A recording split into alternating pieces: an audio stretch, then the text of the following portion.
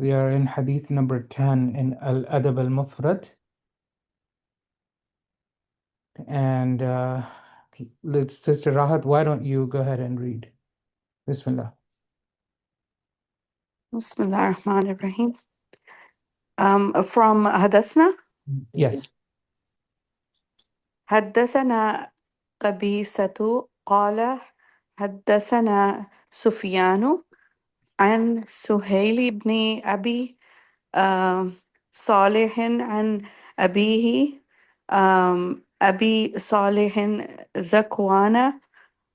ذكوان السمان عن أبي هريرة. Sorry. Good. Yeah, so translate this part for me. قبيصة حدثنا it's narrated from Qabisa. Narrated from he said narrated Sufyan to Suhail ibn Abi Saleh and Abihi to his father From his father. He heard from his father, yeah. From his father Abi Salihin Zakwan as-Sammana. I don't know what that is. Abi is It's his name. father. It's his name. Oh, okay. This is his kunya. Okay. Abu Saleh is his kunya. Zakwan is his name. Zakwan as-Samman is his name. Got it. And Abihi Huraira from And Abi, which is who's Abu Huraira. From Abu Huraira. Yes. You And know in why Abu is Abi over here? Why? No idea. It's majroor. Remember, ab is the one of the 5 words that change their shape when they're majroor or mansoob. So Abu is normal, okay? When it's majroor, it becomes abi. When it's mansoob, it becomes aba. You forgot? Yes. Yeah. No, I get it. Okay. Yeah. This So is why an this is a preposition? it's a preposition, yeah. It's a preposition, yeah.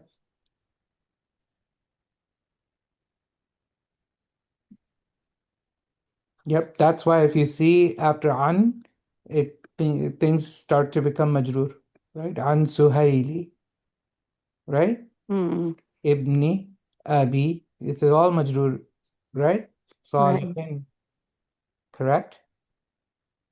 An, Abihi instead of Abuhu, right? It's Abihi. Yeah, makes This is sense. why this is Abi. This is why Abu Huraira, when It's you Abi normally Huraira. say the name, it's Abu Huraira. But when it's preceded by a preposition or anything that will make it majroor, it becomes an Abi Huraira. And this is why it's Hurairata, Hurairata, because here you will not say Hurairati, right? Because this is the majroor form of Huraira. Same thing, majroor form for dakwana. But this is majroor as-Sammani because this is a foreign name. This is a non-Arabic name. So Abi Salihin Dakwana as-Sammani. Okay. Just notice these subtleties. I don't expect you to become experts in all of that, but what I want you guys to do is always question why something has a dhamma, why something has a kasra or a fatha. It'll help you understand things in a lot more depth, even though I don't focus on that too much. But I want you to at least have the ability or have the curiosity to know why something is that way, right? Don't just accept things as they are. Don't take them at face value. Always dig deeper. All right. Now let's read this hadith, sister. It is Bismillah ar-Rahman ar-Rahim. النبي صلى الله عن Anin النبي Nabi. عن Yeah. عن Because النبي. an it usually has a sukoon on it, just like this. Mhm. But when in a noon with a sukoon, when it's followed by al, it it gets a kasra. So anin nabis, anin nabiyyi sallallahu alaihi wasallam. عن النبي صلى الله عليه وسلم قال, Prophet صلى الله عليه وسلم said, لا يجزي ولد والده إلا أن Okay, let's pause. Let's pause. لا يجزي يجزي ولد والده. What do you think this means? لا is no, Mhm. ولد والده is parents for mother and father. No, no. Walad is what? ولد, a son or child. Child. And then walidahu, والده parents. uh, parent, his parent. Okay, Yeah. parent. Walidahu, his parent. Okay? I don't know what yajzi is. Yeah, I'll explain. Yeah, I know this is a likely a new word for you. It's actually not a new word for you. You know this word, but you've never kind of used it this way or seen it this way or thought about it this way. I know you know this word. I will get there in a second. So, waladun walidahu. Okay. Did you see it doesn't say waliduhu? It doesn't, there's no dhamma here because this is the object of this verb, yajzi. Yeah. So this is the actor and this is the object. This is what is being acted upon, this verb. Okay. Like remember we said verb has a subject and an object, right? Right. I uh, I hit the ball. So the ball is the object and I am the actor. I'm the one acting. And what is my action? It's the hitting. So here this is the verb yajzi. And who is doing the yajzi? The walad, because it's marfu. Walad is doing the yajzi, and I know you don't know yajzi yet. Walad is doing the yajzi, and what is he doing the yajzi on? His Parent. parent. Get it? Yes. Okay, Ahnaf, is that clear? Yes. Okay, so yajzi, it comes from jaza. Jaza, Mhm. yajzi. What is jaza? Reward. Reward or repayment. Huh? Reward or payment, right? You give somebody a jaza means you give reward is what? You do something and then you repay them. So what does this mean? لا يجزي ولد والده with that little information. Can you guess? A child cannot reward or repay his parent. Yes, yes. A child can never repay his parent, meaning all of the favors that a parent does on their child, a child can never make up for all that the parent does for them or did for them. They never pay back. Does that make sense? Yes. That's what it means. So now I see you. Did you recognize that word now? Yes. Okay. All right. لا يجزي ولد والده. A child can never repay his parent. That's how you read it. Okay, continue. Illa, but, Except. except. An yajidahu, that he finds, Yes. ma- Finds him, yajidahu. He finds him, finds him. Yeah. he finds him mamlukan, Yes, just this much. Except that he finds him uh uh mamluk. Mamluk is enslaved. Somebody who is enslaved. Somebody is a slave of someone else. Okay? Somebody is a slave, except that he finds him as a slave. This is a little bit deep, okay? I'll explain, inshallah. You get it thus far? Yes. Okay. Except that, an means that, right? Except that he finds him as a slave, then فيشتريه and buys. فيشتريه, yes, and buys him. فيشتريه, he buys him. Then يشتري, he buys. يشتريه, He he buys buys him. him. Yeah. Okay. فيشتريه, yeah, and فيعتقه. فيعتقه, and he يعتق, he frees. يعتقه, No. he frees him. Okay, one more time. Now read it with meaning. Um, in English or just Yeah, Arabic. Now you know the meaning, so hopefully you will read it better now, inshallah. لا يجزي ولد والده. n- um, a child cannot repay his parent illa, um, other than or except an yajidahu, that he finds mamlukan, Finds him.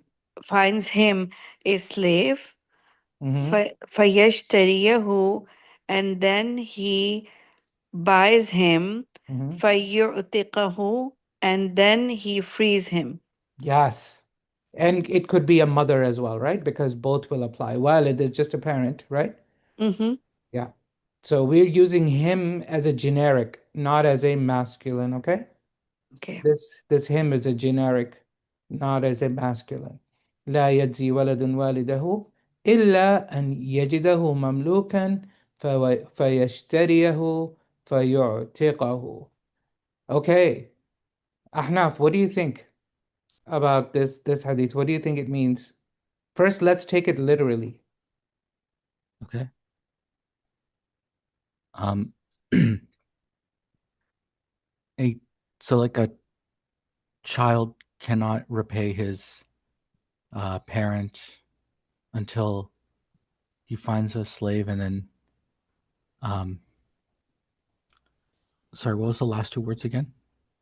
Freeze. He buys him, He buys him, and then what's the last word? frees him. Okay. عتق, عتق means in emancipation. Okay? Emancipation. Okay? Yeah. You're familiar with that word, emancipation? To free a slave. Yeah. Yeah. Mhm. So I mean, pardon me. So I mean, it's so unless he finds, I guess, the parent and as a slave, and then buys them and then repays them, Yeah. and then frees them. But Yes. then, like, I guess that would be the literal meaning. I don't know if there's like a Yeah. deeper So meaning to that is that. the literal meaning. We will get there, inshallah. So this is often interpreted literally. There's different ways to understand it, but I'll just give you a simple first the surface level understanding. You can never repay your parents. Okay? The only exception is that if you find your parent in bondage and you buy them. And when you buy them, you're not then setting them free because you can never, because okay, let me give you some background how enslavement worked back then. You can buy slaves because they are commodities essentially, right? So, Mhm. for example, Bilal radiallahu anh, he was a slave, right? And then Rasulullah sallallahu alaihi wasallam purchased him, correct? Yeah. But when he purchased him, then he became the slave of Rasulullah sallallahu alaihi wasallam. And Rasulullah sallallahu alaihi wasallam, instead of keeping him as a slave, freed him, freed Bilal radiallahu anh, right? Right. Yeah. Okay. So if now your father or your mother, they're slaves and you buy them, do they become your slave now? Yeah. Think No. Huh? Oh my God. Why? really? You can What? never enslave your parents. So Oh, just by so you that's buying the them, you free meaning. them. Yeah. Okay, okay. Got Yeah. it, got it. Okay. Okay. That's the meaning. Okay. Uh, Which is well, not possible. yeah, So in other, that's how the okay. scholars understand it. Okay. Mm-hmm. So you can never enslave your parents. So just by the act of you purchasing them, you automatically free them. And then some scholars extend it to this applies to your child. And some scholars extend it to it. For example, Imam Abu Hanifa, uh, he said that it would be any blood relative, right? Your sister, your brother, your child, your parent, your mother, right? Whatever, right? Your grandfather. And anytime you find them in bondage and you free them, you automatically when you buy them, you automatically free them. Okay. So there's difference of opinion. Okay. However, another spiritual meaning here is you can never really repay your parents. Mhm. What are the chances if you were a good child, would you ever let your parent be enslaved or be in No. that situation? Right? Yeah. This would be not an impossibility, but it's very unlikely that you would do that. Meaning, Rasulullah sallallahu alaihi wasallam saying, the only way to repay your parents is when you find them enslaved. Then it's your duty to free them. But you should never ever be in that situation where you find your parents this way. So you cannot repay your parents. Got it? Yes. Deep. Yeah.